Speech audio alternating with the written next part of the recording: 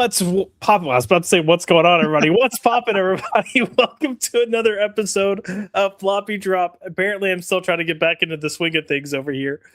We have I guess, look, I'm just going to put it this way.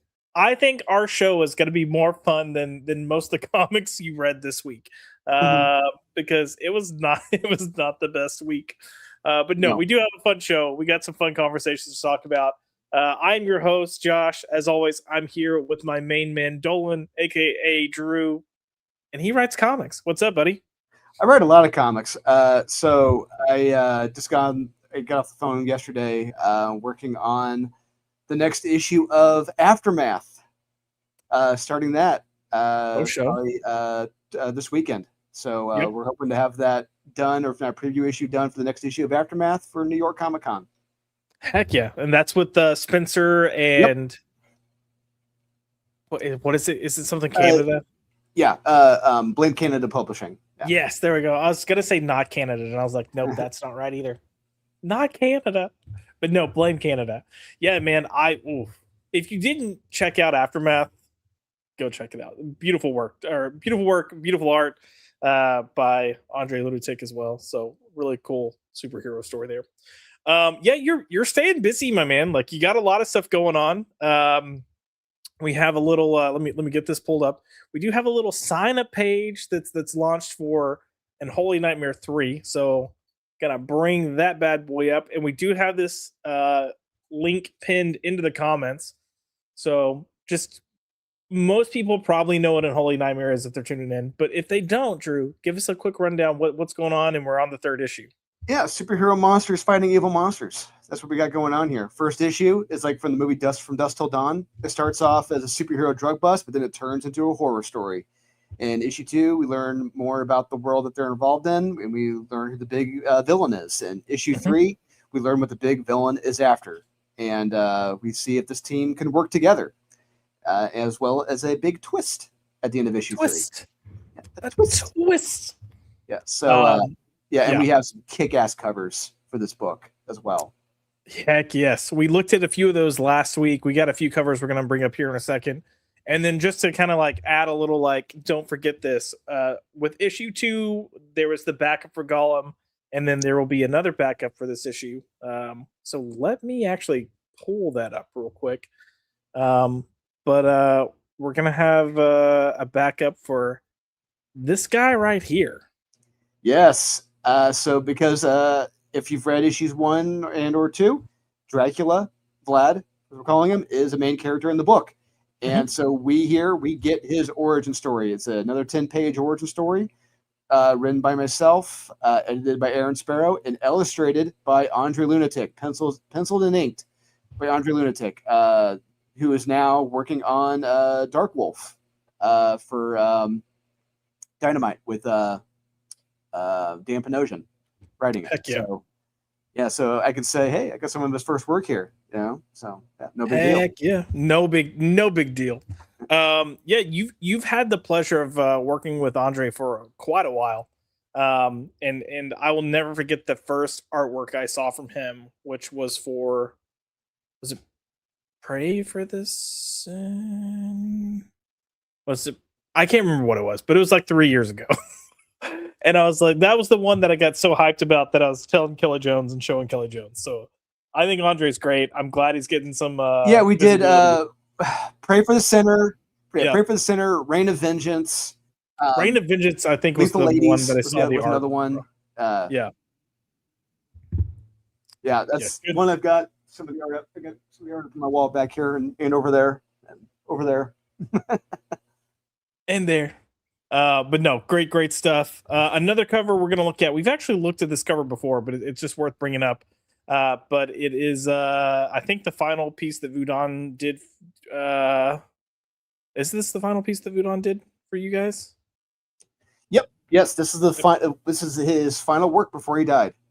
Yeah. He turned this in. I think, honestly, I think it was a week right before he died. This is his final cover. That's the black and white edition. And there is another edition of this as well, which we're going to be offering as a foil. I think only as a foil.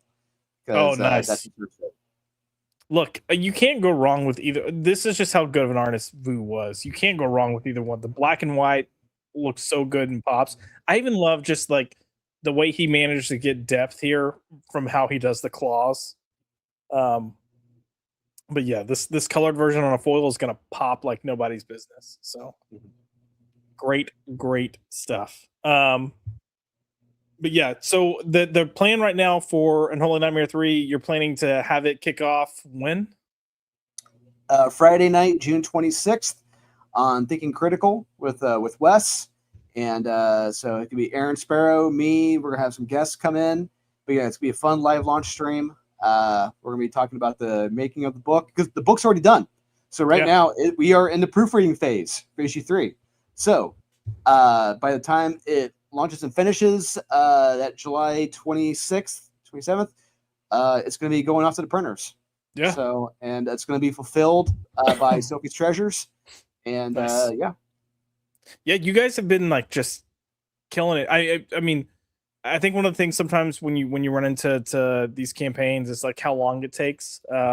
You've had your scripts done for what, the first 12 issues for like well over a year. 13. Yeah. 13? So I'm finishing up issue 14 right now. Yep. And just to give people an idea, like you're already showing me some colored pages for issue 4. So yeah, we're launching issue 4 this fall. This fall we're launching it, and we're pulling a bit of a curveball. We're pulling an audible in issue 4. We're gonna do it on a different platform. Oh, because that's news to me. Okay. Yeah. Oh well, I showed you a certain cover we got from a certain big name artist. Remember? Yes. Yep. So we're going specifically with their popular crowdfunding platform. So that one that he's known for. So okay, perfect. Go with that one. We're gonna see what happens. Nice, exciting. No, in general, I'm really excited for what you guys have coming in the pipeline. Always excited to see what you do, and I've been having a lot of fun with Unholy Nightmare. So glad to see more issues coming out. And then we mentioned this last time, but there are some changes to the art going in with issue 3. I mean, as far as colors go, and it makes such a bold, drastic difference. Like it's one of those things when you see it and you look back at like issue 1 and 2, and then compare it to issue 3.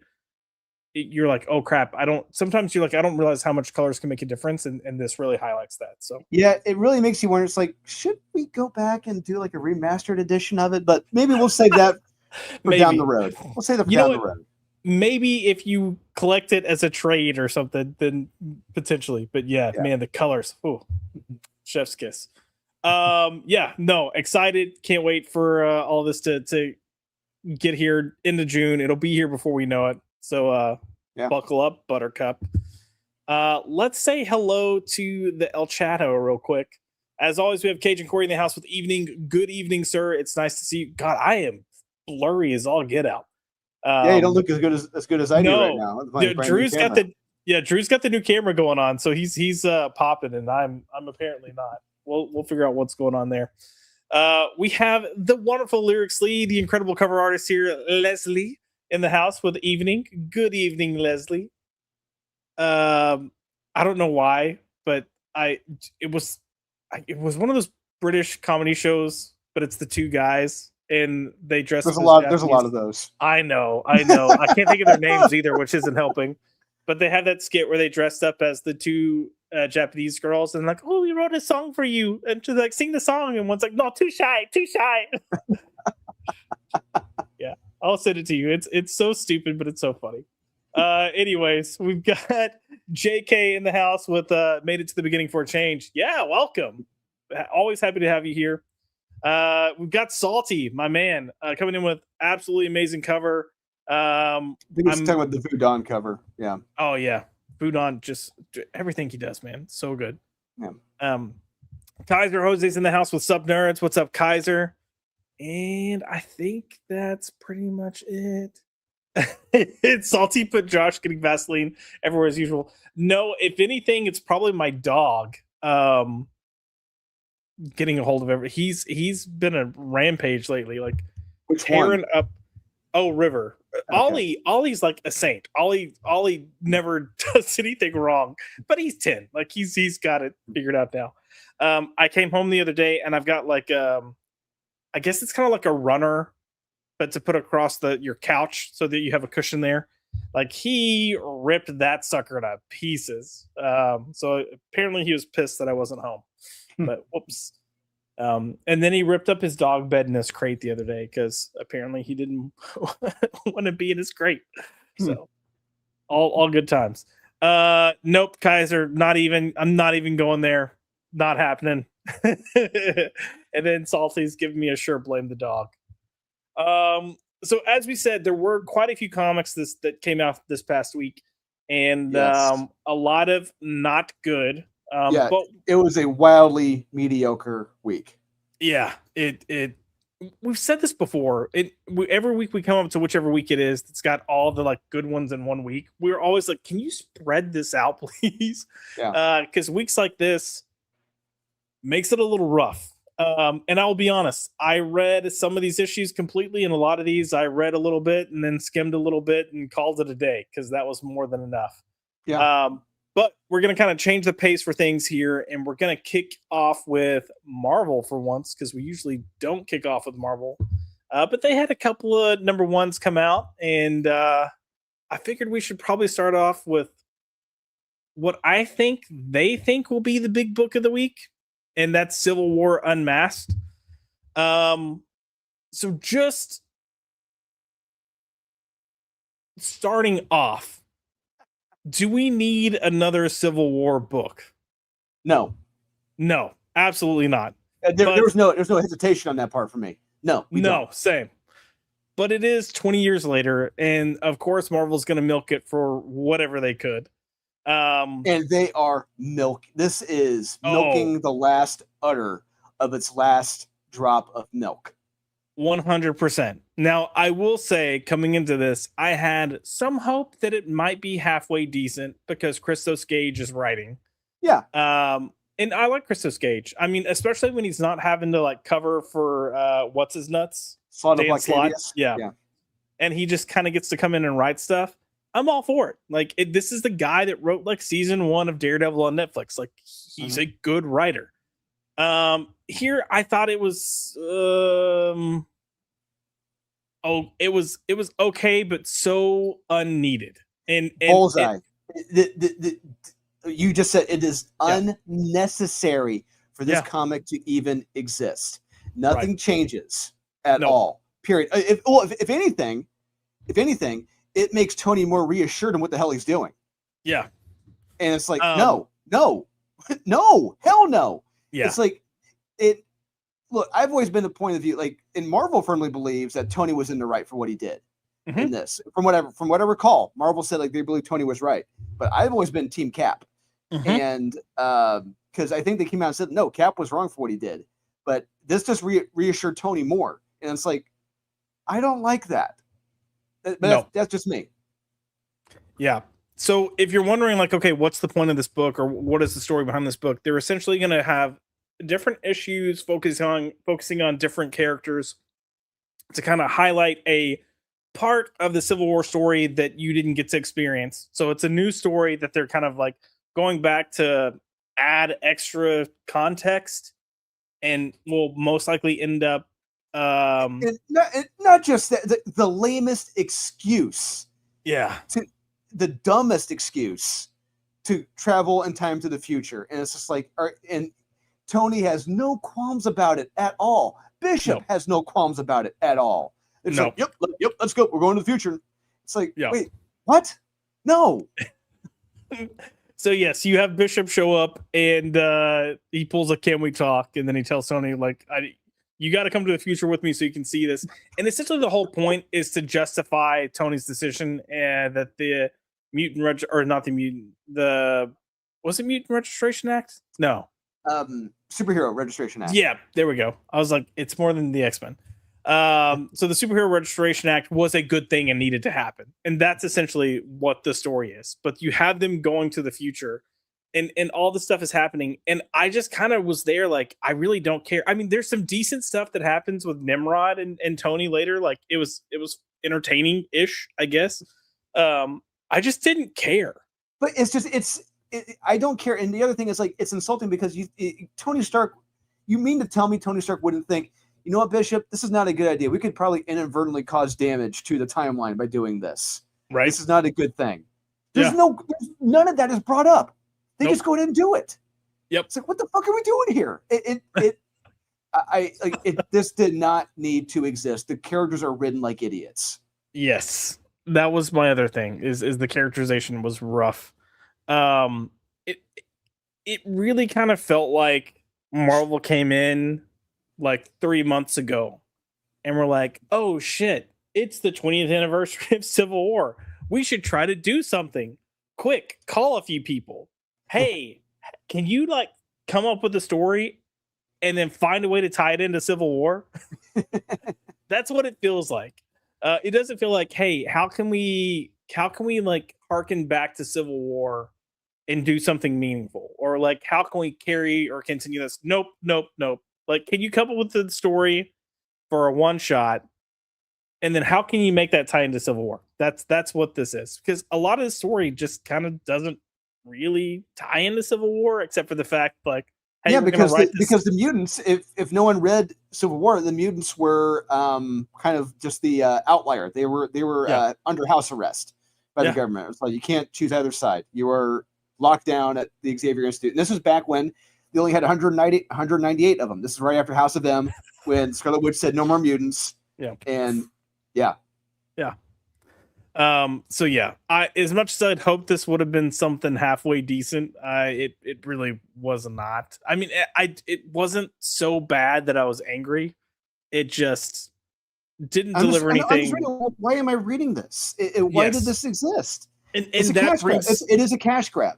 It is a cash grab, and that brings you to the like, why am I paying for this, and why am I spending my time on this? Because it doesn't matter, and it's not good enough for you to be like, oh, that was nice, that was enjoyable.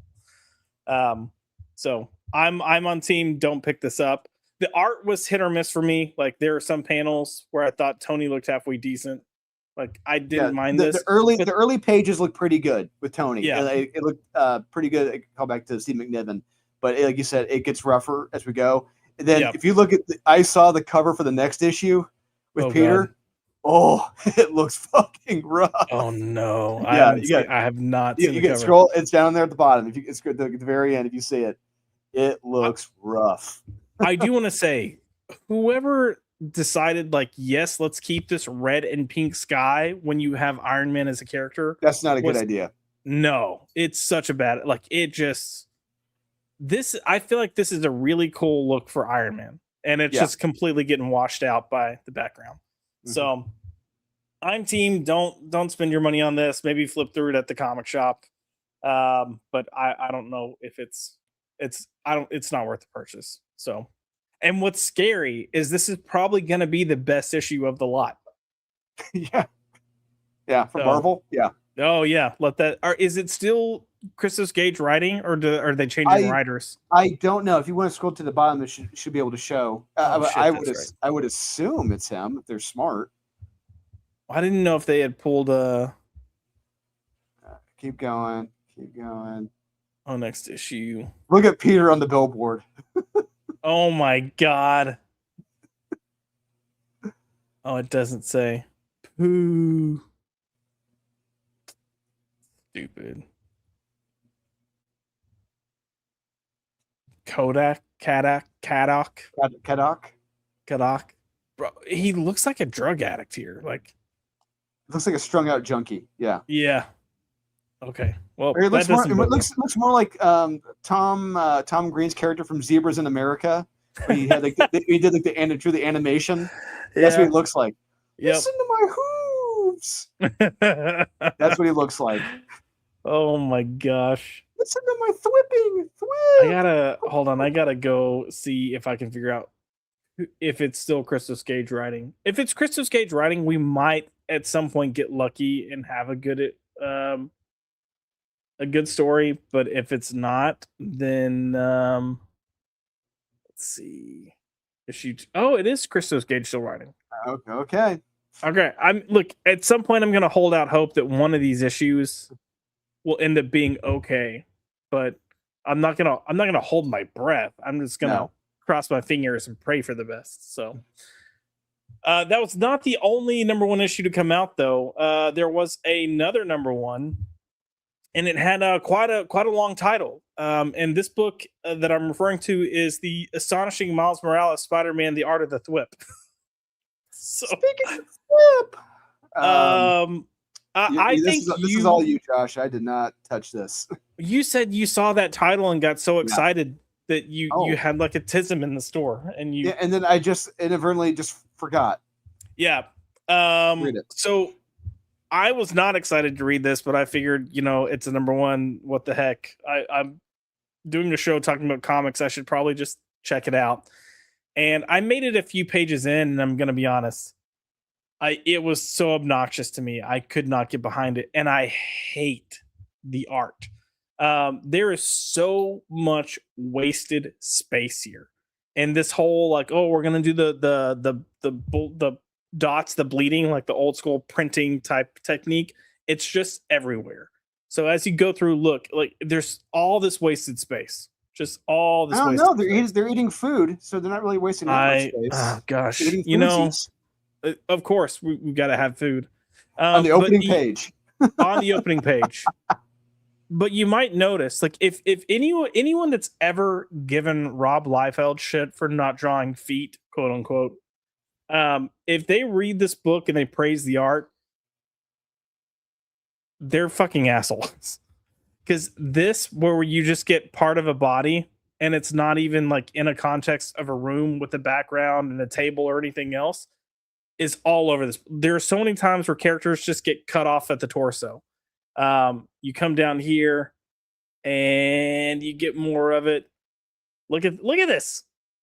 We're looking at this owl. We have no bottom half of our body. But oh my god, you weren't kidding. No, and you've got this like weird like dripping thing going on where it's like, did they get cut in half and that's blood? Like what the? I mean, I know it's not, but it's so fat. It looks so unfinished and lazy. Yeah, it looks like they just half-assed it. Yeah, but seriously, dude, these all here. This they at least tried to draw. At least it's a sky, and it's a sky. But then you go right back into all like, what the hell is up with all this wasted space? Yeah. But all through this book, you keep getting this crap of like, oh, we're just gonna cut people in half. Yeah. Terrible writing, really obnoxious. Was not a fan at all. I didn't even think I made it to this point because I was so upset. This reminds me more like I would almost allow the art, at least if it were one of the, what does Marvel call their like the Infinity comics, yeah. This feels like it should be an Infinity comic. And then I'd be like, okay, it's on a platform that's kind of meant to be free or however that works. But no. This really kind of pissed me off. If you wrote a comic and gave it to an artist and got the pages back with this much dead space, would you be happy? No. Yeah. I'd be like, do something. Like, help me create. I don't know if they're trying to make even Aurelia, he gets creative with his page layouts. There's no creativity there. No. I mean, like you said, it is wasted space. Yeah. It looks almost like it's meant to be more of a marketing thing than an actual story. Because so we're outside, but where are we outside? Like, what's going on?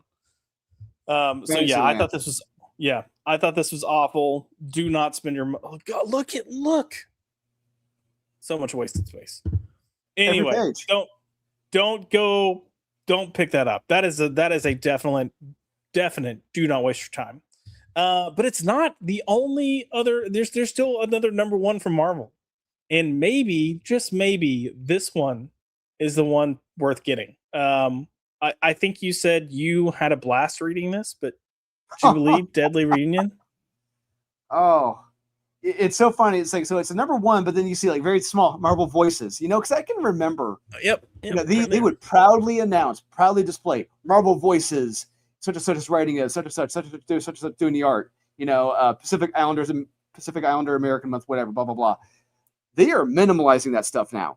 And I think they know, they are aware that is very jarring and alienating for their customers. So Yeah. they do not want to scare off the straights from picking this stuff up. No. I mean, even their cover choice. Like, I'm not gonna lie, I saw the cover and I went, "Oh, Jubilee grew up." Yeah, hey, So how about that? Yeah. But man, this book sucks donkey balls. If there's, I understand it's a long-standing trope in soap operas, the long lost cousin coming up out of nowhere.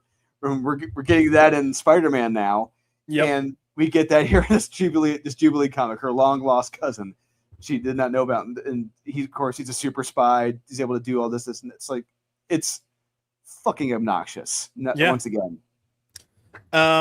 So one, I want to highlight Yang is writing this, which I think the last thing he did for Marvel was the damn Death of Silver Surfer, which was really, let me create this new Asian female chick that's going to be totally badass and better than everyone. And we may have Silver Surfer show up on occasion. Yeah, they might show up every now and then. Like the writing is so bad here. It is so just like, this is Nightcrawler. It's the perfect time for microwave pizza bites, mein Freund. Who would like to join? Like, I it's the most, anyone could have said that line except they added the mein Freund. Yeah. But if you didn't have that, literally anyone could say that line, and it's still, none of the X-Men would be saying that. But yeah, Jubilee, she goes back to her room and she's got this dude in there. That first panel is fucking terrible. You can't tell who the hell is who. Honestly, because the colors, it's like I can tell. Yeah. But a layperson coming into this, they're probably like, who's a purple guy? Who the hell is the yellow? And what the hell is that on the stairway? Is that a coat rack? I don't know. It is a coat rack. I'm so glad you saw the new addition to the staircase here. She shows up to her room and this guy's in here. And then we have this running joke about Foot Funk because he's got his shoes off, because we're going to go into Asian stereotypes. Yeah. So he pulls a, "You don't remember me, Jubilee? I'm hurt." And then they have a little bit of argument, and then he starts shooting shit at her and not just, and he takes on most of the X-Men, and I think he beats most of the X-Men. Yeah, it's like, well, one, like, why is he even attacking her? It makes no sense. And then the X-Men, for whatever reason, all are just suddenly at her door. How did he get in there in the first place? Well, they were all how did he get in there? The X-Men were all going different directions, and suddenly they're in her room and not showing up at different times. But yeah, he kind of gets the best of them with whatever this is. And then finally he says something. Jubilee, I guess Gahay. And then she's like, "Oh my God, that name, my name." So I'm like, fuck, here we go. Like, at this point, I already knew. I was just like, this is going to be god awful. And now she's having memories to being back in China and growing up, and this cousin. And the entire time I'm reading this, I'm like, wasn't most of her like entire youth with her adopted parents in California? She was a Valley girl. Yeah, like, does she even remember, or is she now suddenly remembering? From what I recall,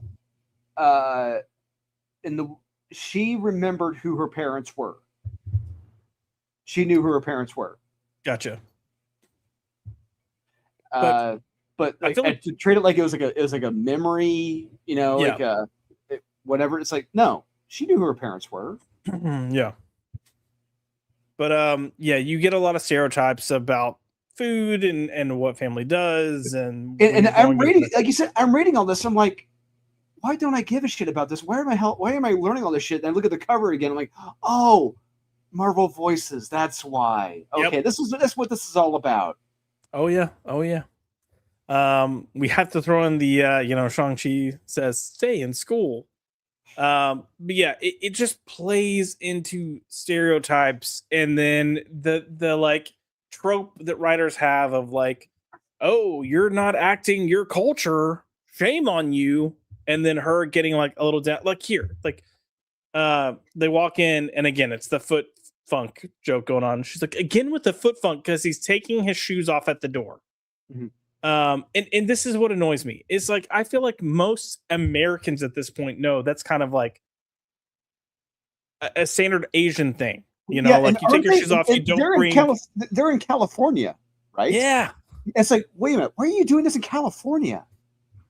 Well, I And mean, the first thing that came to mind was Beverly Hills Ninja when Chris Farley was doing that, and they kept stealing his shoes. They kept taking his shoes away. like, why do they keep taking my shoes? And clearly, this writer never saw Beverly Hills Ninja.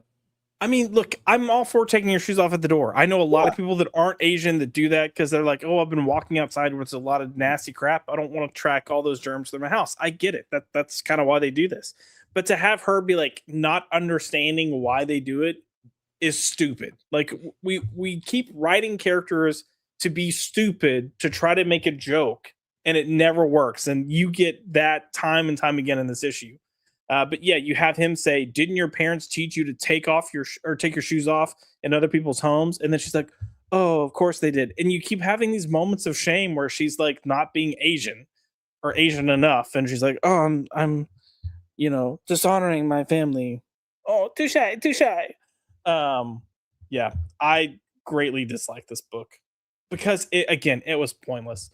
They are trying so hard to find a story to tell, and it's not a story worth telling.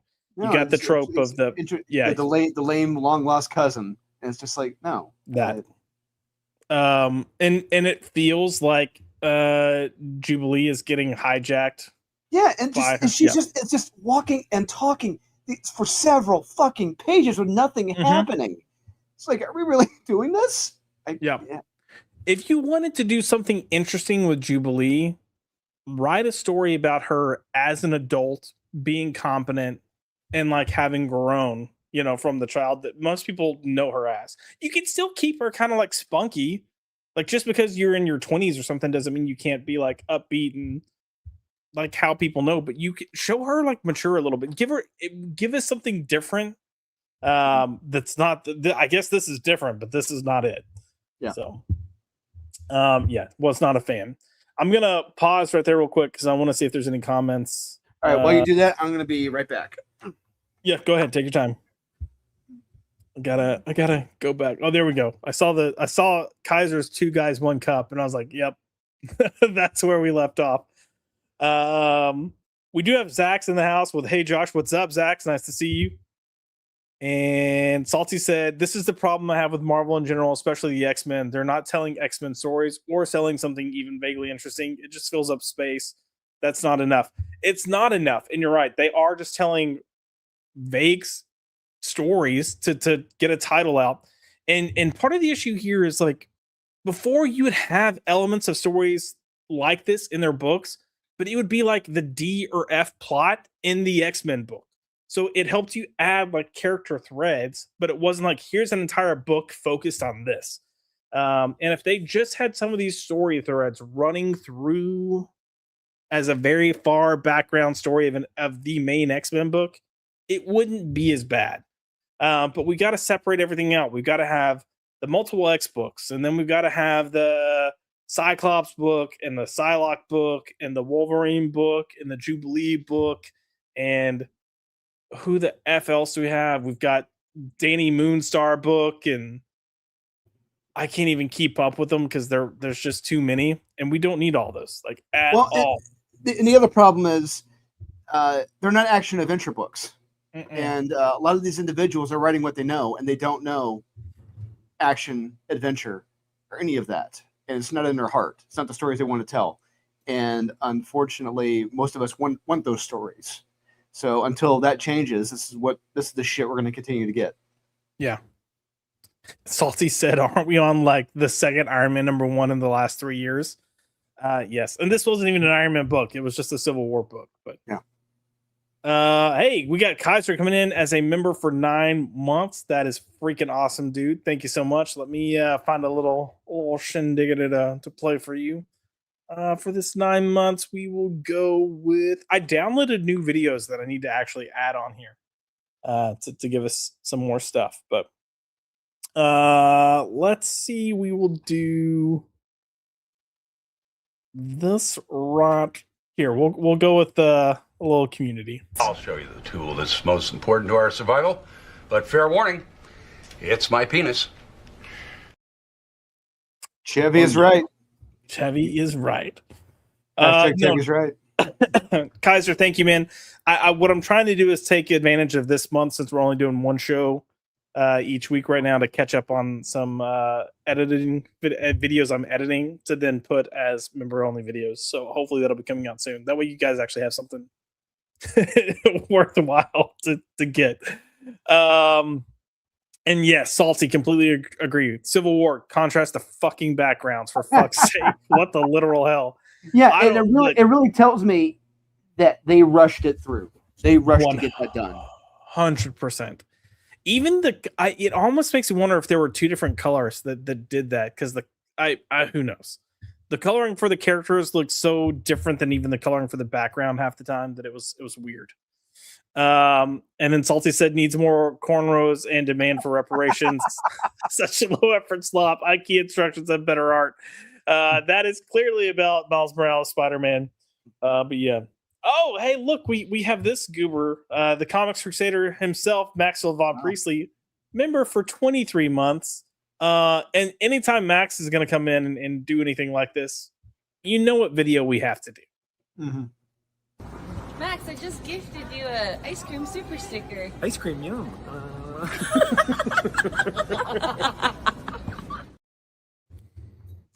What's sad is out of all the videos I have of Max, that is the one that is the least embarrassing. So, it's like I was just thinking of this last time we were in Dallas. We were in that line for Whataburger for 45 minutes. Oh my gosh, yes.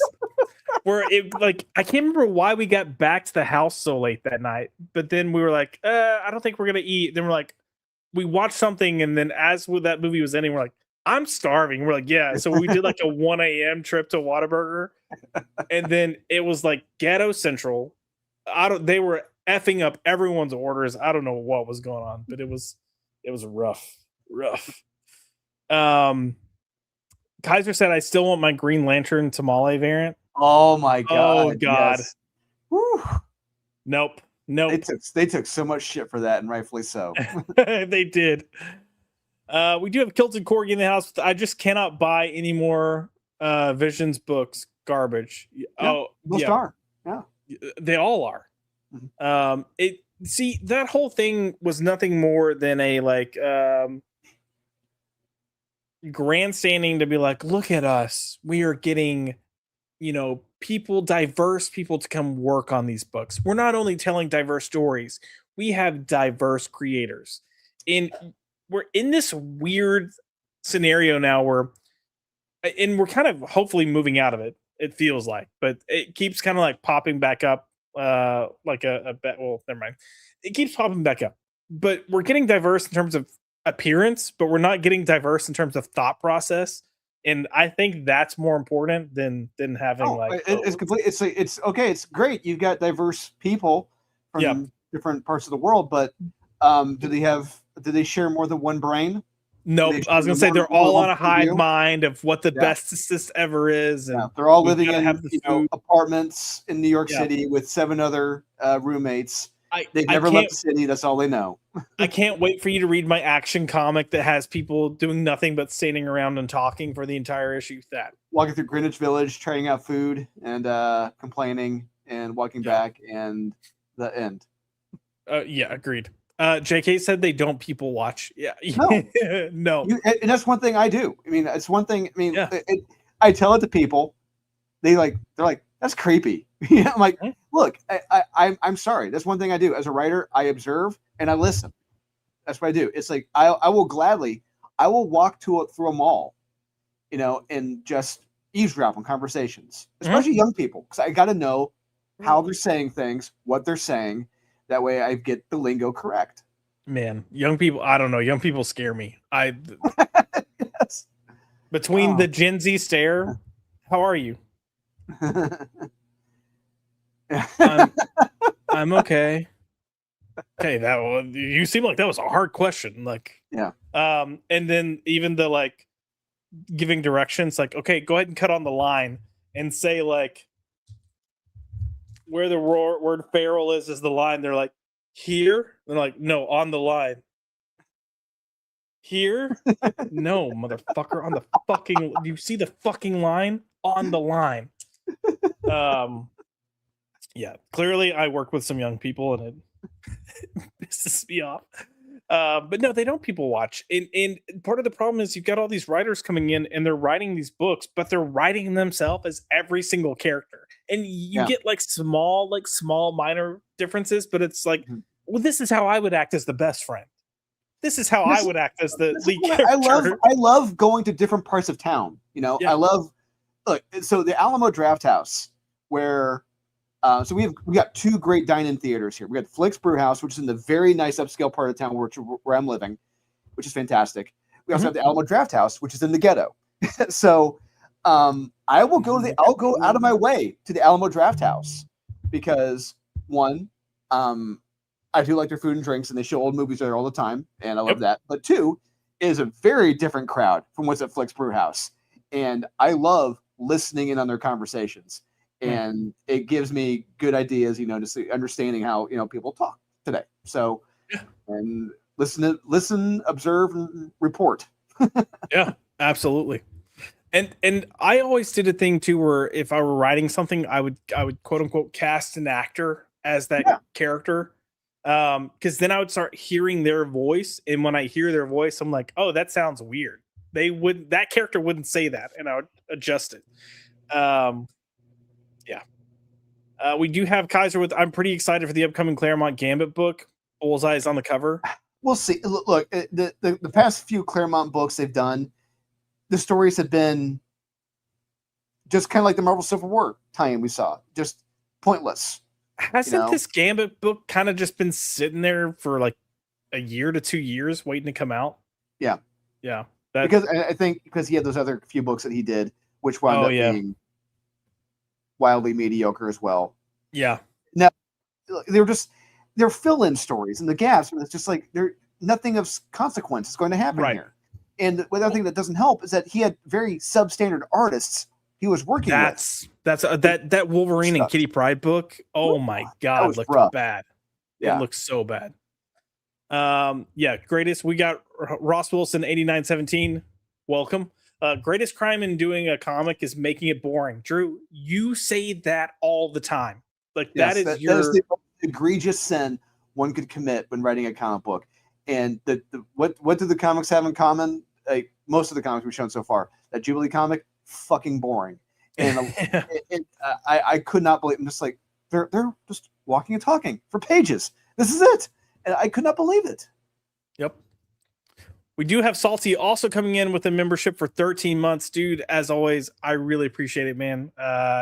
Awesome having you here. I always value your input too. So that's just me gushing a little bit. But let's see if we can do something a little here. We're gonna do this because I know you'll appreciate this.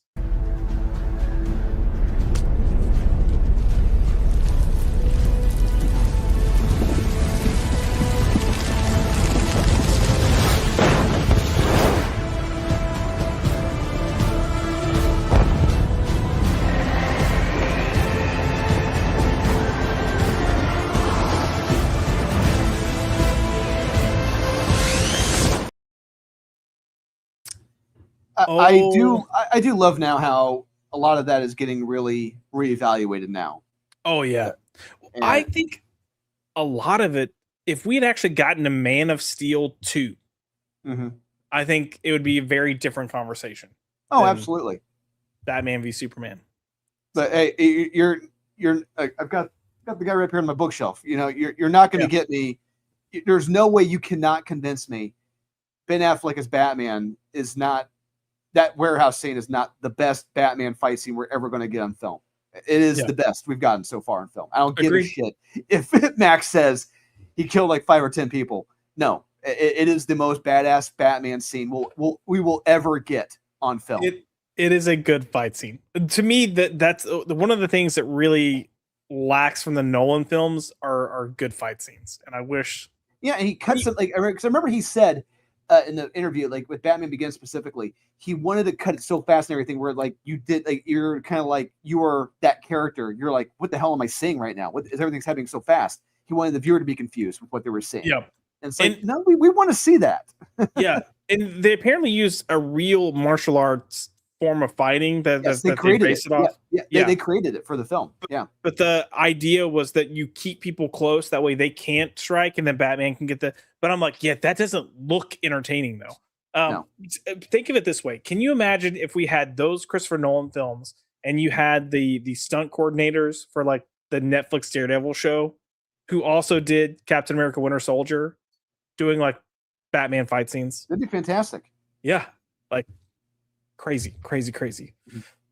Real quick, just a few more comments. We do have Rudy popping up in the house. What's up, peeps? Been a minute since I caught a live show. Well, we weren't here for a little while for a number of reasons, but happy to have you here as always. He said, here's a question for you. Is there a current female writer that is holding her own in the storytelling realm? Ooh. Female writer holding her own. You know, Kelly Thompson, absolute Wonder Woman. Yep. Yeah, I saw someone mention G. Willow Wilson. Look, I will say she was in the first 10, 12 issues of her Poison Ivy run.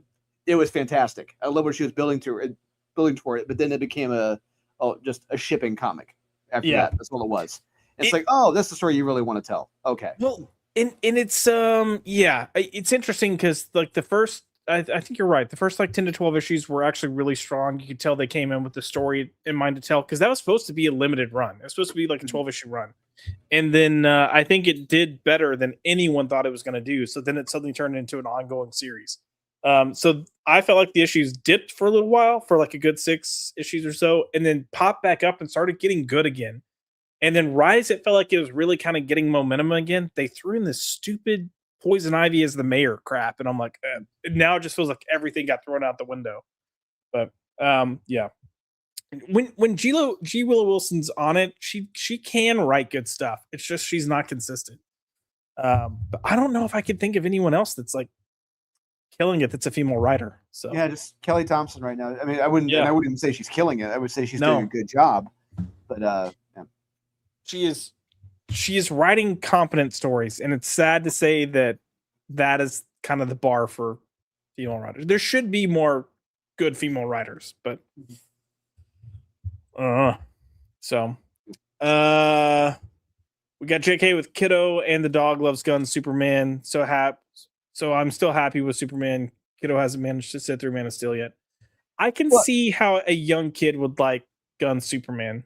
If they do, look, honestly, if I had kids, God forbid, I would be like, look, we're not watching Gun Superman. We're watching Superman 78. We're watching Superman, Christopher Reeve, and we're watching Superman, the Richard Donner cut. Those are the only Superman films you're going to know until you're a teenager. Then, okay, I'll show you Superman 3 and 4, and then Man of Steel.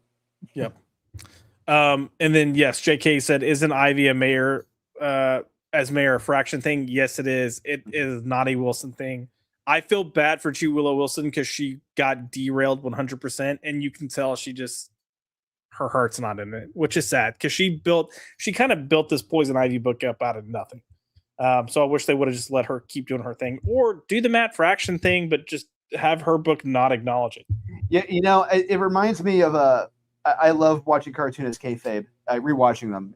Listen, they do the old interviews on Wizard Magazine. They read an interview in Wizard Magazine from Peter David, and one of the reasons why he left X Factor because of all the crossover events. He said it was like having sex with like a concrete condom or something. It was just very, very restrictive. Oh man, yeah, condom's bad enough. Yeah, but, the concrete one. Yeah, that is no fun, man. Yeah. Real quick before we get back in the books, we do have Ezekiel in the house. What's up, Zeke? Nice to see you. Hey guys, hope everyone is doing well. We are doing quite well, busy but well. Happy to be here, being a bunch of nerds talking about comics. Let's go ahead and jump back in. We got a few Marvel books. Look, the rest of the show is probably gonna fly by pretty darn fast. Hold on. Hey, get down. Down. Get off the shed. He's on my entertainment center, like smelling my TV. I'm like, bro, don't knock my TV over, please. Okay. Sorry, back to business. We have X-Men. And look, I'm just gonna say, how fitting is this cover? Yeah, it's oh sweet irony. Yeah. Oh man. I'm hoping Gary from Nerdrotic and everyone has saved that. And Oh God. They Yeah, did it to themselves. One can hope. So we're in the 4th chapter of this Danger Room story arc, or Danger story arc. The one positive I will give this. Yep. The Netho Diaz art. He is really damn good. Really, really damn good. And honestly, too damn good for this story. And I agree. I if there's one thing I hate, it's seeing a talented artist stuck with a shit story. And that's how I felt about Fareed Karami or some of the stuff he was doing, and Jose Suarez on the Daredevil run. That's how I feel about Netho Diaz on this right now. Yeah. Yeah, the writing is bad, man. I'm not a fan of Jed McKay's writing. This issue only gets worse. Yep. As soon as Quinn Quire opens his mouth and starts threatening people there in the town, it's like, whoa. Okay, Jed, you've lost the argument here. Yeah. Yeah, we get to a point where he is wanting to find out who shot Glob, because that's our friend. Yeah, it's like, okay, I get it. I get you. Yeah, that's fine. Also, you're a fucking telepath. Like, just figure it out. Like, and you're supposed to be like one of the most powerful telepaths. So why can't you just be like this person? I don't know. We have this whole kind of like love story thing going on, which I could care less about. Va va voom. It's like, I saw that panel. I'm like, well, at least they weren't not touching foreheads, or they? No, they're not. Okay, at least they weren't touching foreheads. Yeah. River, why are you whining, buddy? Stop. But yeah, this is where you get into the Quentin Quire stuff, where he's This is where these two are acting. Look, I do. If you see this as heroic, what they are doing, I don't want you reading. I don't want you writing comics at all. No, because this is not here. This is what a supervillain does. Yeah, this is what villains do. They are. I mean, they're threatening all these people. Yes, with violence. They are threatening humans with violence. And look, one thing we got to remember is, because Marvel wants us to try to forget, is that Krakoa. Look, okay, you had Sodom and Gomorrah, where they all lived, breed, had sex, died, killed each other, came back, but they also threatened nations who did not buy their meds. They also set up their Burger King Kids Club treehouse in New York City, wanting to be part of the world, but not want to be part of the world. But also inflicting violence on humans. And it's like, whoa. You can't have it both ways. All right. Are you a secluded, isolationist, segregationist nation? Or do you want to be part of the people? Do you want to work with the people? Or do you want to threaten people with violence? What are you? Because you're being villains. And this does not help your case with being heroes. Nope. None of it. No. Just reminding us, oh yeah, you guys are villains now. I forgot about that. Yeah. And part of the problem too with how they approach this is, like, you've got, I don't even remember what this character's name is, but she's here and she's like, we're here for justice. And I'm like, yeah, these writers don't understand the difference between justice and vengeance. Yeah. And they're here for vengeance, and they're going about it the wrong way. And yeah, I get that Quentin's saying, like, I'll rummage through everyone's brain. I'm saying, when I said he can use his powers to find out who did it, he can do it without them really knowing. But he's making it very clear that he's going to harm them by going through their brains. So yeah, inflicting violence, private justice on people, on humans, against their will. This is where it'll be fun, to have a mutant find out about that and to go stand up against Quentin Quire and her. That would be fun and interesting to see.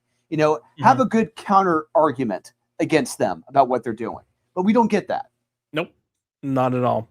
And then we end off with kind of seeing like what this dangerous situation is doing with Beast, because he's having these weird dream Visions, things. interpretation, visions, yeah. And look, that's creepy, but Yeah. it's not enough. It's so far No. in, and it's not enough to make me be like, oh, this Imagine is crazy if cool. the comic had opened with that. For real. Ooh, you got me. Yeah. But we're 4 issues in, and this is Yeah. the end of the near the end of the 4th issue. So yeah, X-Men is still not worth your time. It's better than it was when it was the Age of Revelation, but it's back to just being crap instead of the absolute worst. And look, I'm going to say this again. I know I've said this before. It's been a minute.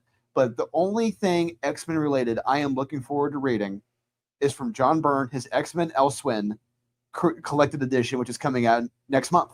That's the only thing X-Men related I know is going to be solid and good. And X-Men, because this is not. Yep. Nope. Not at all. Let's switch over. We do have another X-Men title, and it is Cyclops. And this for me is parts of it I absolutely hate. I fucking hate that cover. It's just like, okay, wait a second. Cyclops has optic blasts. Yeah.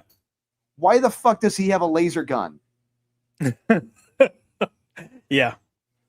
Why? Yeah. It does not make it look a goddamn sense. No, but he doesn't have his visor, Drew. Like he can't open his eyes. So you mean to tell me he's gonna be shooting blindly now with this laser because he can't? This does not. I know. Listen, I didn't say it logistically makes sense. I'm just saying he's got the gun because he doesn't have his visor. This artist, this writer, this editor is mocking you right now with this cover. No, I don't think they are. I think they're so stupid they don't realize, like, oh, he can't see where to shoot the damn gun. I don't think they even realize that is an actual thing. They're probably like, look, oh, you can't open his eyes to use his blast, but he can use his gun. And I bet someone's like, how does he see? They're like, oh, fuck, I didn't think about that. Oh, man. Yeah, so you really do have quote unquote blind Cyclops trying to work his way through the story. The Marauder stuff I enjoy, but for me it's not enough to save this book because I feel like it's so few and far between, and I like the body horror aspects of this. And had you had this, sorry, I hate to cut you off. No, go ahead. I remember this segment. This pissed me off because Cyclops is a much stronger person mentally than to let some piece of shit set him off with some quote unquote like racist uncle joke. No, Cyclops is tougher than that. Cyclops would be like, yep, nice try. You want to try a little harder next time? Yep. A little bit more offensive? No. He would not like, stop with the racist uncle jokes. It's like, no, that's not fucking Cyclops. He's stronger than that. He's smarter than that. He's not a fucking 12-year-old. Well, and that's part of the problem. It's like you keep taking, and I mentioned this earlier, you keep taking all these characters in these plot swarm that should just be a subplot in the main book. And then you're throwing it in its own book, and now you're trying to add all this other shit to it to try to make it interesting, but now the characters aren't in character. You've got a bunch of random crap that no one really cares about, and then it bogs down what 30% of the book might be interesting. It just bogs everything down. Whereas if you had this, if you didn't have Cyclops in the X-Men book, because he was going and doing this, it would work. Like, take 5 pages out of this story, put it in that book, and you would have a better book. So, but again, this is part of that cash grab. So who knows? But even though this is the better of the X-Men things, it's still bad. So, you know what else is bad, Drew? Daredevil. Yes. And no, I don't necessarily mean the TV show because I haven't finished watching the season yet. But as soon as I saw Karen Page beat up a fully body armored cop, I saw that online. That is the second time this season that has happened, and I'm like, what the fuck? Yeah, no, I don't know. This, for me, this season hasn't been as bad overall as season 1 of Born Again, but man, they've had moments where I'm like, my eyes are rolling so bad, and they have moments that I like. But I think you can make the argument that BB, I think she's probably one of the biggest villains of the show. Oh, 100%. Like, she should have been killed instead of what's nuts. But yeah, yeah. My favorite character is Buck. I'm just throwing that out there. Buck's a lot of fun. Buck, and he's here to. Oh yeah. Oh yeah. Oh yeah. Yeah. So we have Daredevil, the comic book, written by Stephanie Phillips. No. So okay. Yeah. Yeah, Stephanie Phillips. Yeah, Mrs. Azzarello. Yeah. So we are the second issue in, and already Matt Murdock is one of the most irresponsible college professors on the planet. Yep. After one day of being a professor, he's already telling, "Hey man, I need you to cover for me." Even though you're not a college professor, it's like, what? Rip? It doesn't work like that. Matt is smarter than that. Matt is not that dumb.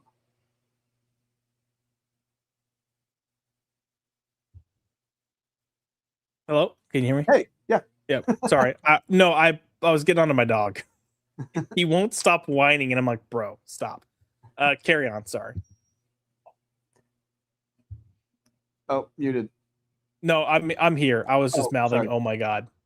Yeah, this whole comic is bad. This comic was boring too, and the villain doesn't show up at all. He talks to he's dealing with the owl. It's like okay, whatever. Honestly, Frank Martin, he's not a great artist. I think he's fine. He's not great. Yeah. He's not lighting the world on fire. And we're back to these cops again. Two of the most uninteresting cops, two of the blandest cops in the world that I could not give two shits about. Talking about the eyes are missing. Oh, how about that? Yep. No, it looks like a rat probably got a hold of this guy. A part of his nose, a part of his eyes. Call it a day, or bird, something. It feels it is so bland. It feels like it's parody. Yeah. It felt like this belongs in an issue of The Tick. It's like, am I supposed to be laughing? Because I feel like I should be laughing right now. Just how by the book and boring and stupid this dialogue is. Yeah, I mean, look, it is creepy, but it's presented in such a way that it's not creepy anymore. Yeah, it's not the artist doesn't do it. The angles are flat. There's nothing dramatic about it. There's nothing really creepy about it. Like if he had done some close-up shots of the head, just showing how visceral and nasty and gnarly it was, okay, you got me. But no, it's just bland, basic bitch art. Yep. And even these fight scenes for me were a little bland. I will admit, I laughed once while reading this. Oh, intentionally, unintentionally? No, intentionally. I mean, look, it's a low bar joke, but I thought it was funny. I will say the owl looks creepy as fuck here, but but that's like the best I can give this book. No, it's in they're in the college. Later on we'll talk about the different court cases. Right here. Yeah, God. So first off, this, and then like, what happened to your face? And he just like, anyways, first question, like one being that dismissive, but it's this coming up where she's got her hand up and he's like, he can't see your hand. He's blind. Yeah. I was like, bro. And look, I don't know why, but I used to watch American Idol back in the day with my parents, like the original run when it was on Fox. And I'll never forget, there's a point where they had a blind contestant audition for like the first auditions. And he made it through to Hollywood, and he came out, and Ryan Seacrest is like trying to high five him, and the guy isn't seeing it, so he doesn't respond. And Ryan goes, "Hey man, I'm trying to high five you." Oh man, oh god, I'm awful. But yeah, Stephanie Phillips is by far the worst person to be. I don't know how she got this book. I don't know why she got this book. And the fact that we're 2 issues in, and this is probably one of the most, I would say this is more boring than even Saladin Ahmed's start to his run. Yeah, and this issue only gets worse after this because there's so many cuts to things that happen. I'm like, wait. Let's go back. Wait a minute. How the hell did we get to this? He's just like, this conversation, he's just like, well, wait a second. What? That's what happened. I gotta go. It's like, whoa, wait, what? You can't just do that. Well, and it's so heavy. Like even these pages, they're so heavy-handed because they're talking about like law and stuff. And it's like, in what ways can fraud invalidate a contract? And you get this kid being like, lying about who you are. And it's like, oh, let's show Matt with the shadow of his Daredevil behind him. Whoa. Isn't that deep? No, it's not. Not at all. No. And then I hated the end where he's like, freaking out. He's like having this panic attack and almost getting hit by a truck. And like, it just, to me, this is not Matt Murdock. This is not Daredevil. It's bad. And then we cut, and then yeah. So okay. Bear in mind, the cops we saw them like 6 pages ago, and then we cut back to the cops. No transition at all. Nope. Just mid-page, back to the cops. That is piss poor, shitty storytelling. You do not do that. Nope. It's like, wait a minute. Writings, cut back to the cops. Yeah, the writing's on the wall, detective. A 6-page gap from when we last saw them. You don't do that. What's crazy is clearly someone is after Matt Murdock and following Matt Murdock based on this wall, right? But what the detectives are coming to is not that someone's following and after Matt Murdock. It's that the writing's on the wall, detective. You've got yourself a suspect, Matt Murdock. I'm like, no, man. If I walked into a room and I saw this board, I'd be like, someone is going after fucking Matt Murdock. Someone's targeting a blind man. Yeah. Yeah. Not he's the suspect. He's the guy we're after. But hey, it's Stephanie Phillips writing this, and she's not the most intelligent person. No, and that is the worst cut to Spider-Man. Like, you see that block, it's like, wait a minute, what? This is shit storytelling, and this editor needs to be fired. It just hopefully this is one of the editors that got fired. I don't say that. I don't say that, happily. No, I get it. This is shitty storytelling. Yeah. Speaking of Spider-Man, we have the Amazing Spider-Man. That whole crossover, Death Spiral, Venom, Carnage story arc has finished. So it's like, hey, I'll jump back in, see if there's anything worth doing. No, for me, this was the most convoluted, retarded issue. So if you remember a while back, they had this whole thing where it's like, hey, we're going to show you the future. So you know that there's going to be a certain moment in time where you need to do something and it needs to be done. And now you're going to know what needs to be done and when. So when it needs to happen, you can do it. Well, that kind of happens here, but not really, because they present that and then they do everything but dealing with that. I don't know. This should have been an annual issue. This was so fucking useless, boring, stupid, terrible dialogue, just completely unnecessary. This fight was fucking terrible as well. And just I'm reading this dialogue and I'm like, who the fuck wrote this? This is horrible. And I could not. He needs to be ashamed of himself for writing this. This is some of the worst dialogue. He is Joe Kelly. Some of the worst he's ever done. Yeah. You know that new like magazine that's out that's trying to be like the heavy metal magazine type thing. Well, not heavy metal, but what was the old Wizard magazine? They've got it in this comic book, the magazine. Yeah. So yes. They have their top 10 lists of like, these are the top 10 books that are being published right now. This is number 1. Oh, I swear to God. There you go. Wizard magazine all over again. Yeah. So I was like, what the? It's not Valiant Comics this time. It's Amazing Spider-Man. Yeah. But this issue sets up that he needs to take action and do something. And you got Peter doing every fucking thing except that. So I noped back out of this real quick because it was just all over the place. And I had hope that now that we were getting out of and past that crossover arc, that they might focus on like, here's a focused story. Nope. Forget it. Didn't happen. Let's move on to DC and then wrap up with indies real quick. We had a number 1 come out from DC, and it is a crossover. And Drew, Sonic the Hedgehog, DC Metal Legion. Yeah, so this is one of the last books I read because I was hoping for some glimmer of hope after this week. I read the first couple pages of this. I'm like, okay, all right, I'm jiving with this. I'm going with this. It's I can dig first couple of pages, but then it just turns into a series of vignettes of different characters of the Justice League, meaning different characters of the Sonic family, if you will, and I'm like, oh, okay, this is getting very obscure, and I'm like, Yeah. this is going nowhere. This. I'm all digging with. I'm driving with. I can Yeah. go with this. This is Sonic fun. running Flash, sure. Yeah, That's what I absolutely. expect. If you're telling me you're getting this crossover, I want to see Sonic running with Flash. 100%. Yeah. And then we get Wonder Woman Themyscira with I forget who the other character is. I'm like, okay, I have no clue who the hell this is. And well, that's Okoye from Marvel. No, I'm kidding. Yeah. I didn't read this, so I for me, part of me was like, oh, this might be fun, and then I couldn't bring myself to actually read it. So then we got her show. I'm like, okay. Yeah. I'm kind of not jiving as much with it, but I'm still there. I think then we got part of this... Superman with Knuckles. And yeah, I'm like, that's... no.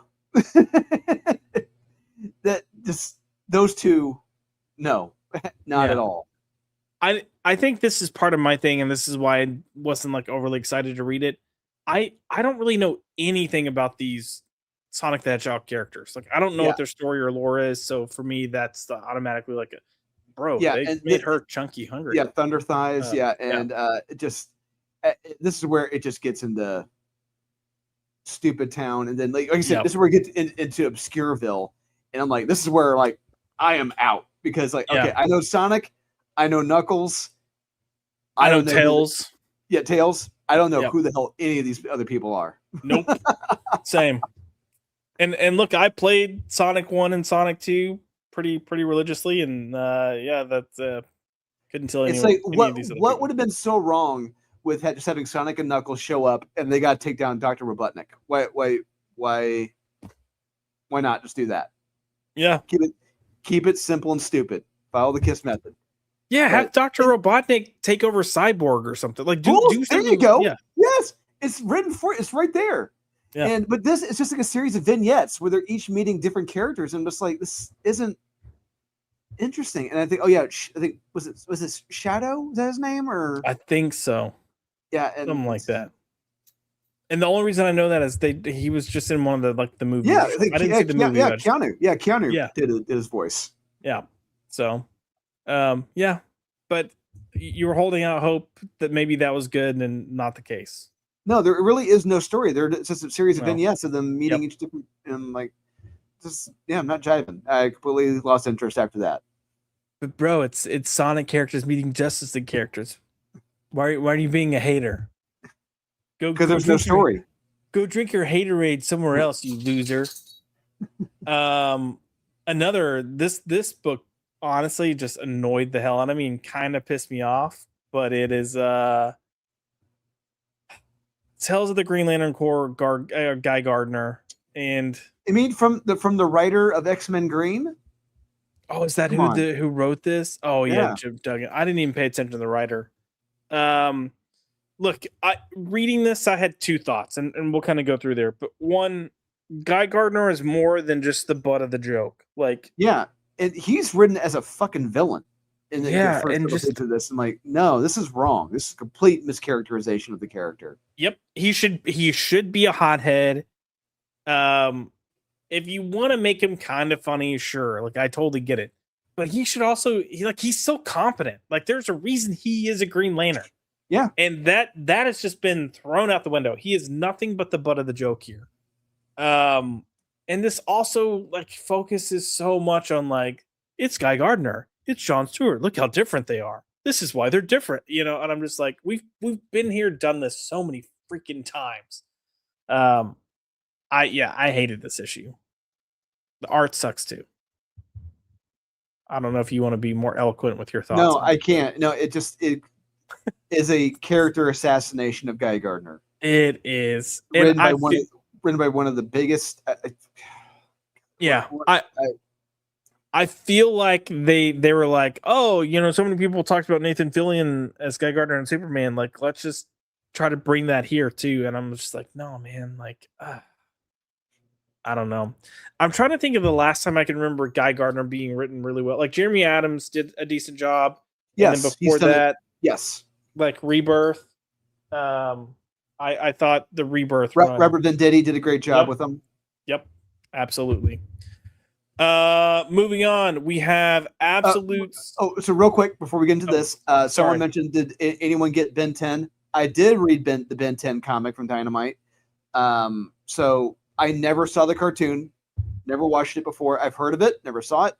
I read it, and I felt that it was a very remarkably average. I hate to say mediocre, but it was just a very mid comic. I'm gonna let you, if you don't mind, I'm gonna let you start talking about Absolute Superman real quick. I need to pause and let him go. I think he's trying to P-O-O-P, and I don't want that in my room. Yeah, I don't blame you. So, Absolute Superman. We get more of the confrontation between Black Adam and Superman here, and we learned in the previous issue that Black Adam here was he was from Egypt, but he was kidnapped by Brainiac, and Brainiac, through some form of alien intelligent design mystery box MacGuffin, made him a superpowered god. And there you go. Yeah, there's no magic behind it. There's no wizard. It was just through Brainiac's alien intelligent design that he made him Black Adam, super powerful. And he's awakened, and he's not happy.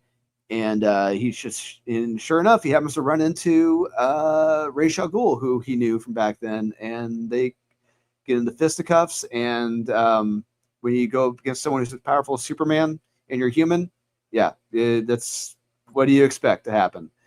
But it's pretty well illustrated. It's good. I do like how they illustrate Black Adam, just kind of like in silhouette. Yeah, I love that. I love how they illustrate him here. And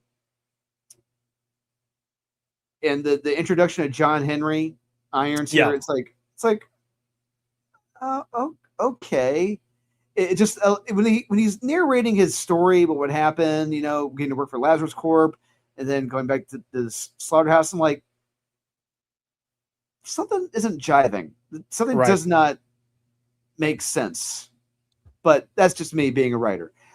Anyway, after this, like I said, there's a confrontation with him, Ra's al Ghul. They get into fisticuffs, and I think, look, I'm going to say right here, it looks fucking stupid. It does look stupid.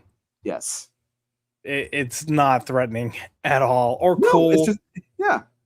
I will say, one of the things, and this kind of surprised me because Absolute Superman was one of the Absolute books that early on I was like, yeah, I'm not jiving with this at all.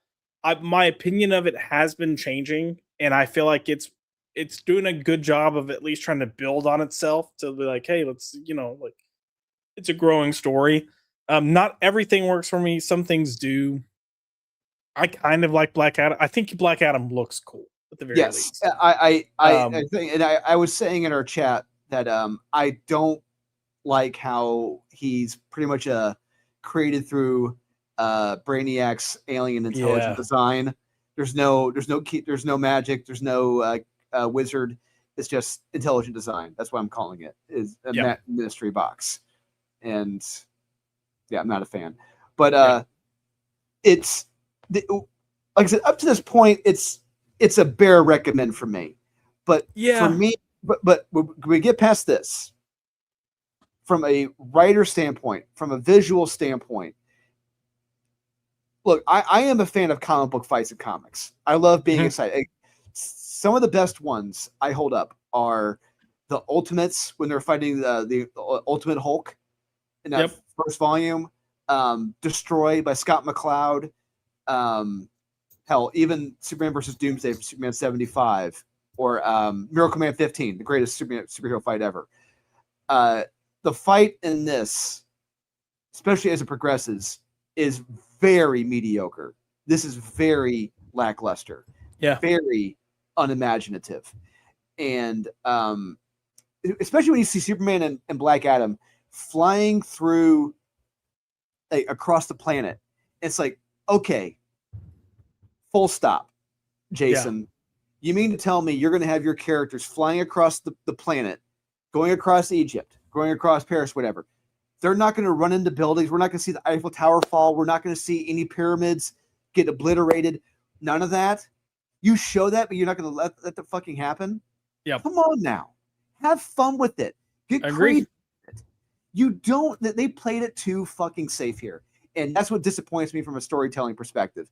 When you want to have a fun, kick-ass fight between these two powerful gods and you don't do it, you pull your punch, I'm pissed. Yep.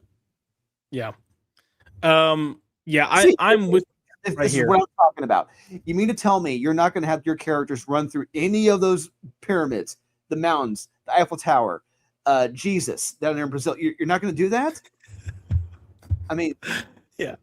I'm just laughing because you said Jesus. I'm sorry. Take a chance. Yeah. Well, and also you could have cut. I mean, like you could have cut a lot of this. A lot of this gets a little repetitive. And yeah, absolutely. You could have found a way to condense this down a little bit to have more of an impact on those. More fun with it. They didn't have Jason Aaron pulled back on the fun. He did not have fun with it. Yeah.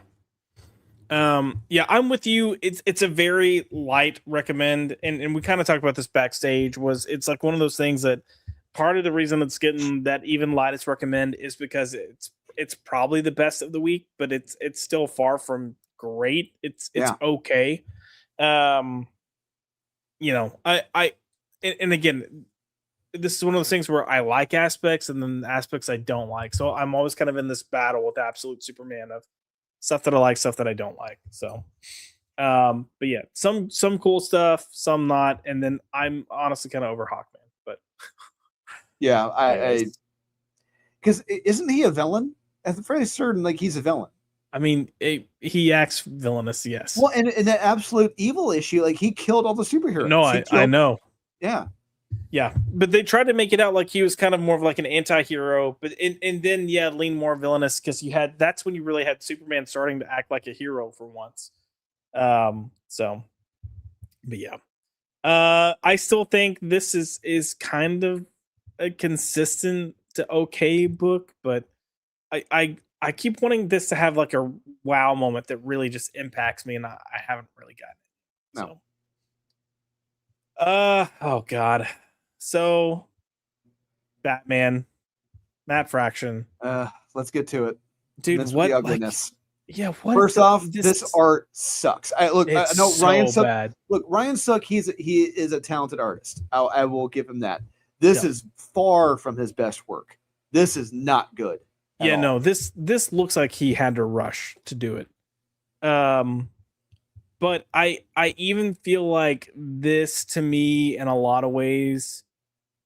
I'm kind of glad he's here and the art isn't that great because I think it makes it even more obvious how bad the script is and how much Jorge Jimenez kind of helps boost the book a little bit. But this dialogue here, look, okay, Alfred would never say this. No.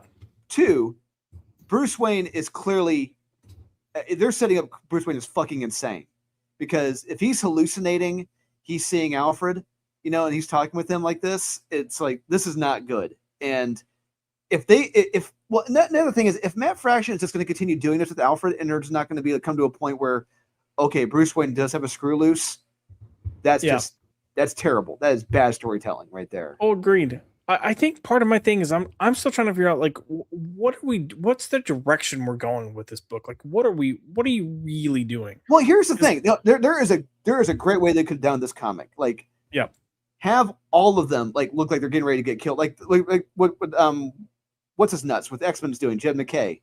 Yeah. Have it look like they each got killed by the GCPD or whatever. Yeah. You know, that is one way to fucking do it. They all get taken out in these bunkers, you know. And that doesn't happen. They all manage to get away. Yeah. Except for one. Except for one. Yeah. It just it's the lamest. Yeah. Good. Right. But then we see Tim Drake. He's making foodsies with his with his boy toy. Yeah, because he's not gonna. He quit his Robin. I'm not Robin anymore. How great would it have been to see the GCPD kick in their door and they just like taser both their asses and just get hauled away? That would have been like, oh shit, we're not holding back. Awesome. There's no surprises here. It's just very paint by the numbers, bland, basic bitch storytelling. I did want to comment on this panel here. It's terrible. Yeah, Burn just a little rusty, and then he's like, "Remind me what a romantic night in Gotham City's like again." I'm like, "You mean the one where you let the fucking restaurant burn down behind you?" You're like, "Oh, it's fine." God, fuck you. Oh God. But wait, this is issue 9? Is that right? Sure. And we've had like, I just feel. I mean, yes, we've always kind of had this GCPD storyline going on. But it feels so unfocused and all over the place because we got the doctor and the mental stuff. Look, and then I want to see the GCPD as a legitimate threat. Like they actually have the upper hand on Batman and the team. That never happens here. That never does happen. Yep. Yeah. I'm ready for Matt Fraction to not be on Batman and try to hopefully get someone else on that can do a competent job, because this to me is not it. And this whole book that's coming up with Breakout Barbara or whatever the hell they're calling it. Yeah, remember Orange is the New Black from 20 years ago? Remember that show? Yep, pretty much. That was a thing. You got Mariko Tamaki writing, and I'm just like, and look, I will be the one person that'll say, like, when she had her Detective Comics, there were a few issues that were actually really good. But I don't. Well, that's because she had Ben Abernathy writing them. Oh shit! Did I say that out loud? Oh, I think you did.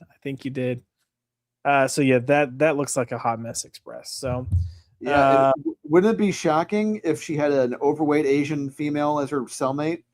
Oh gosh, so shocking. I bet she does. Oh god. Or that's gonna be, maybe it's not her cellmate, but maybe it's like the one friend she finds in prison that's actually like, oh, you're we'll get the sob story of why that person's in there, and then go from there. 2 indie books to cover real quick before we call it a night.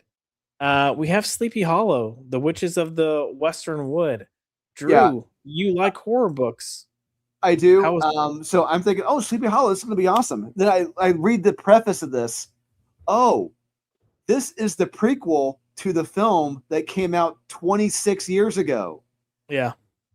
And I've only seen that twice in my entire life. And not only does it not follow Johnny Depp's character, does not follow the Christina Ricci character, does not follow the Christopher Walken character, does not follow the Casper Van Dien character. It follows the 5th or 6th tier character. It's a prequel of that character. I'm like, I have no clue who the hell you are, and I could not care less. I was like, who cares? Yeah. Thus, if you were just a diehard fan of that film and you know who that is, you want to know more, this is for you. But if you've only seen that film once or twice like me, this is fucking terrible. Yeah. The art for me isn't the best either, but I mean, it's passable, but yeah, I'm with you. Look, we're doing Sleepy Hollow and we haven't even No, like I said, it follows that one female character, the 5th or 6th character. Like, I don't even know who the actress was. And you're following them when they were younger. I'm like, who cares? Yep. Yep. Right there with you.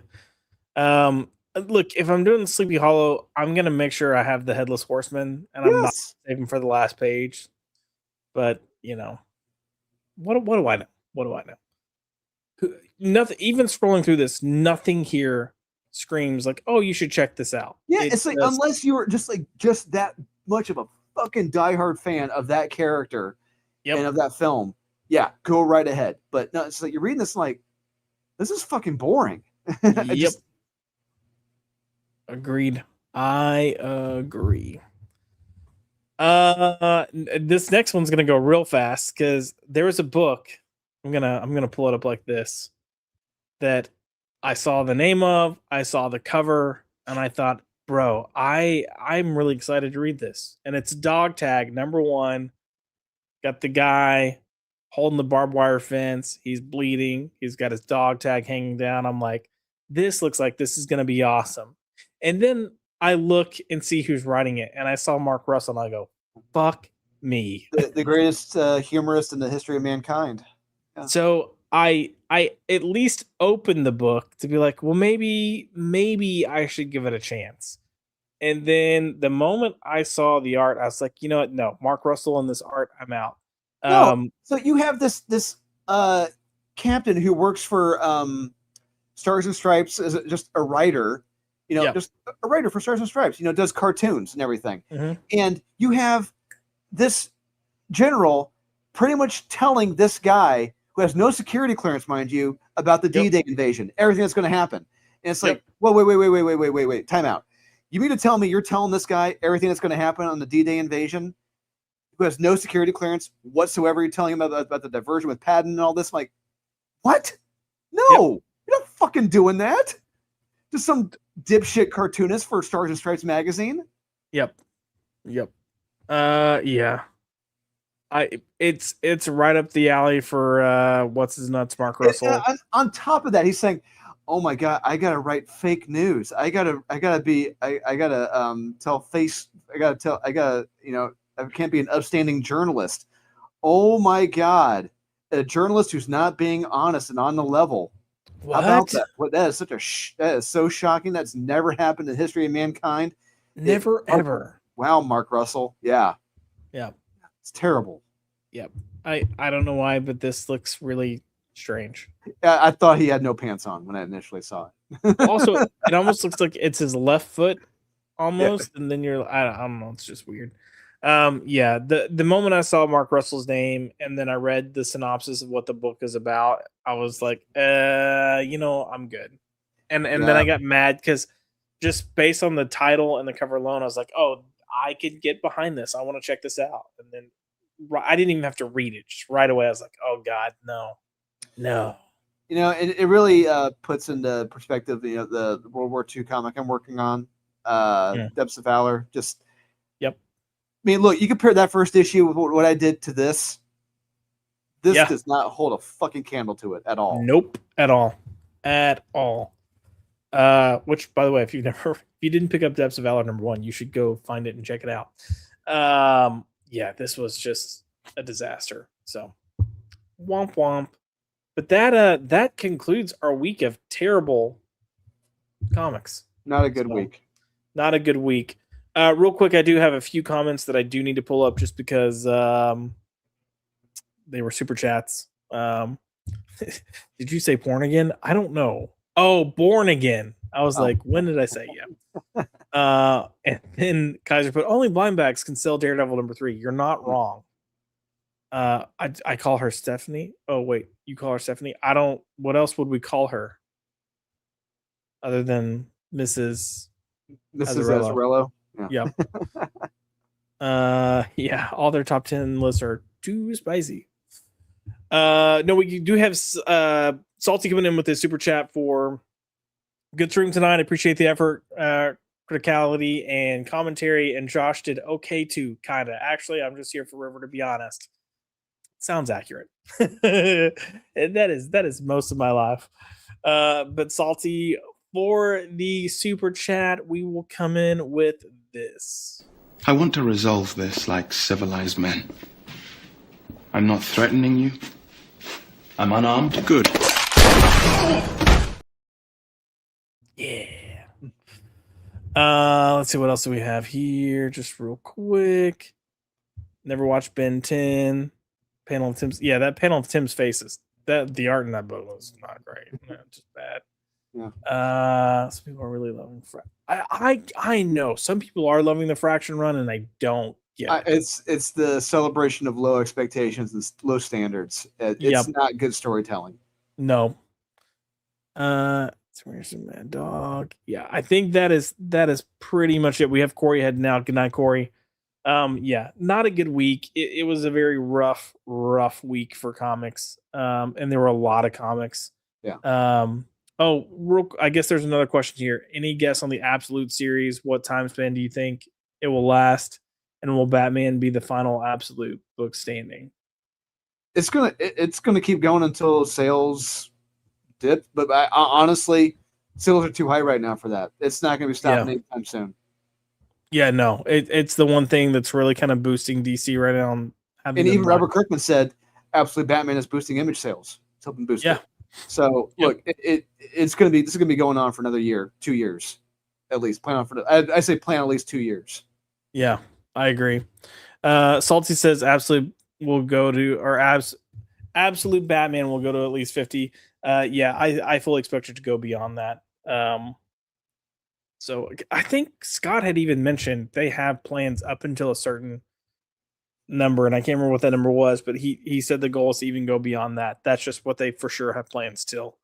But yeah, with the sales the way it is, yeah, it will keep going. All right, Drewski, anything else you want to cover before we wrap up tonight? Nope.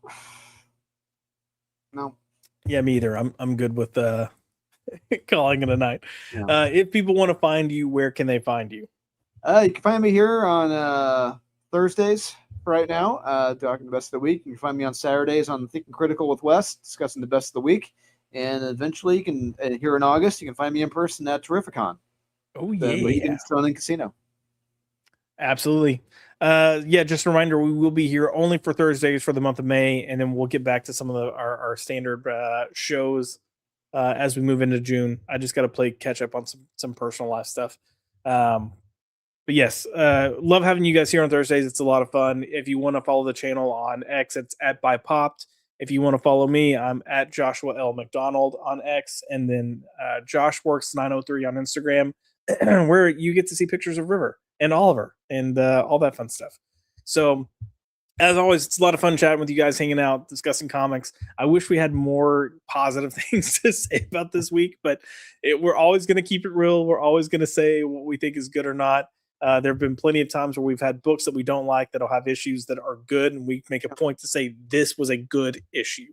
But this week was just rough. So until then, thanks for tuning in. Have a good night, and we will see you guys next week. Well, Drew might see you on Saturday. You guys can see Drew on Saturday. But I will see you guys next week. Peace out.